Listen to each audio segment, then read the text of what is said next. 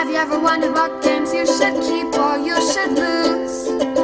Find out here at Purge Reviews. Spike is another train game published by R&R Games, and it's funny because it's not a company you would expect to have a train game, but it feels like in the board gaming world, every company has to have a train game, and this is their prerequisite.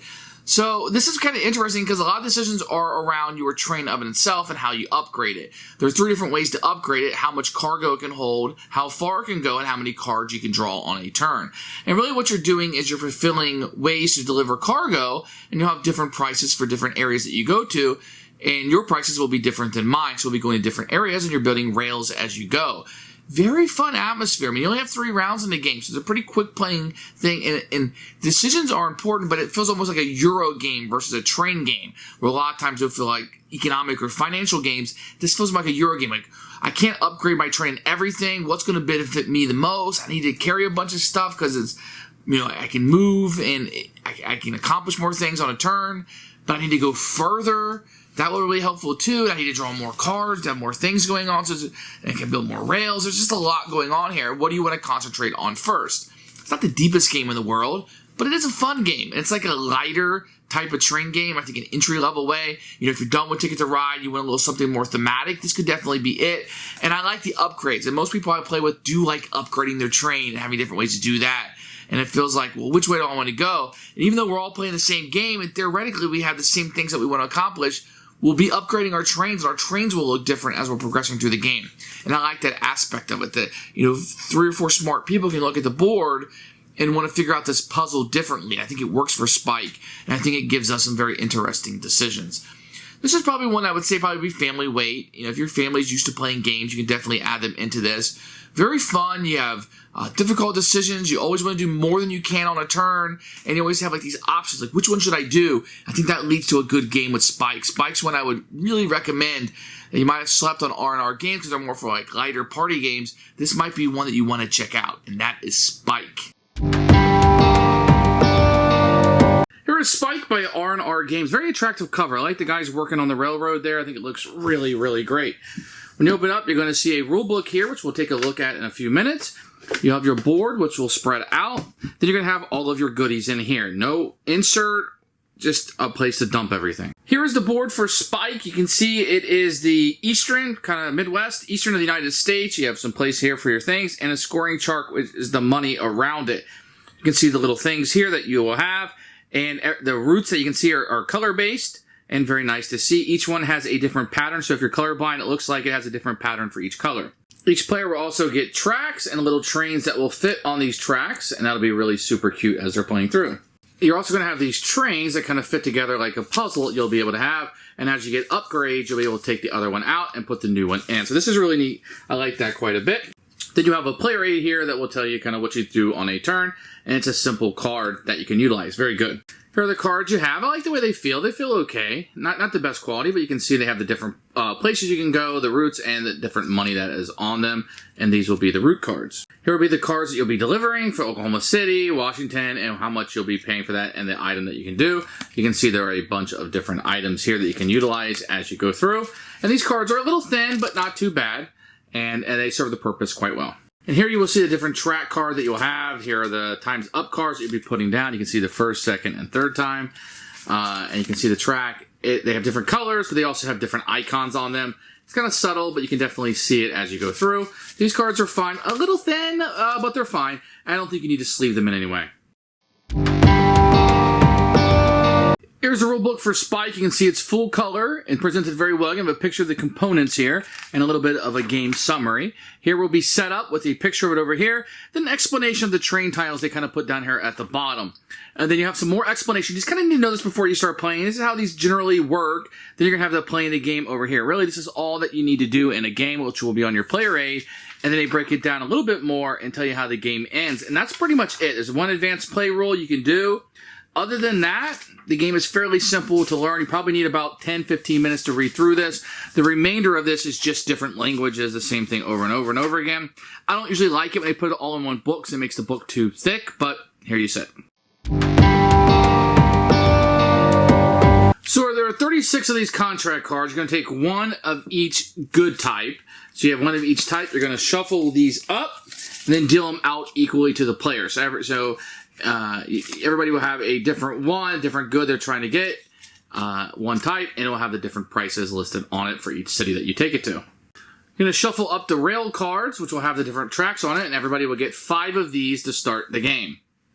Then you will take 4 of these rail cards and put them over face up for everyone to be able to see. Then you take the route cards, you'll shuffle these up, and everybody get 1 of these, and these will be bonuses at the end of the game if you're able to connect to these cities. So this person that would go to Jackson, they'd receive 4 extra points or dollars at the end of the game, and this will be face down where nobody can see but you. Then you take your train, you can put out in whatever city that you want to start the game in. So everybody will connect their starting train. You get the one with the 1 arrow, the 2 cards, and the back of the train, the cargo one, and you'll put this together, and this will be your starting train as you go forward. Now it's important to note that this will tell you how many cards you can draw as you upgrade it. This one will tell you how many spaces that you can move. And as you add more of these in, you can hold more cargo. So that's what these 3 are going to do as you're playing. And when you upgrade these through the game, you can get more speed, ability to draw more cards, or the ability to hold more cargo. So whenever you go through the rail deck, when you go through this complete, you will flip 1 of these over. So you go through the deck the 3rd time, this rail card will be flipped over, then the game will come to an end. Then you'll score the route cards that you have, any other points that are applicable, and whoever has the most money or points will win the game. On your turn, you can do a few things. So let's zoom in here and take a look. So let's say you have a route like this, and you happen to have your train here, and you're in between cities. The first thing you do on a turn, if you're in the middle, is you can move to the next available city. That would be a movement action. And that would be a free thing you can do, but only if you're in between cities. If you start out in a city, you don't get that free movement. So what you're going to do on a turn is you're going to take one of 5 possible actions. First thing you can do is you can draw cards. And based on what your train says, in this case I could draw 3 cards.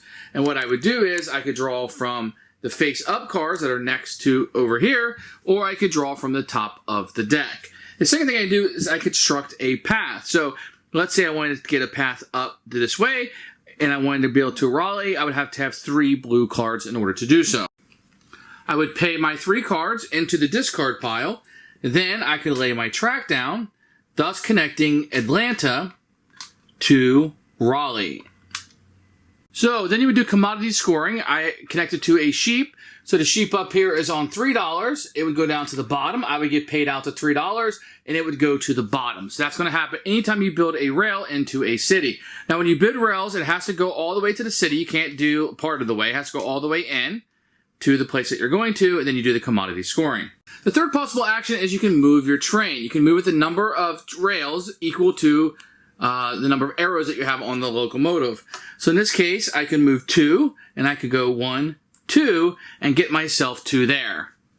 And that would move me up on the rails a little bit. Remember, on my next turn, though, I would go ahead and be able to move into the city.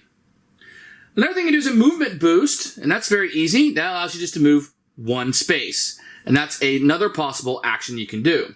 Now, if I ever land in a city, I can deliver things to that location. Let's say that I had some sheep here and I was delivering them to Little Rock. I would look here on my scoring. I can go to Little Rock. I would get $5 for that cargo that I would have. And I would put a check mark on it because I can only deliver to that location 1 time. And that would happen whenever I went into that location. Now, you're going to put cargo that you're holding before you deliver it in the back of here. Each one of these can hold 1 cargo. So getting more of these, if I was able to get 2 of these line up, then I could hold 2 cargo at one time. And that might be something that I would be shooting for.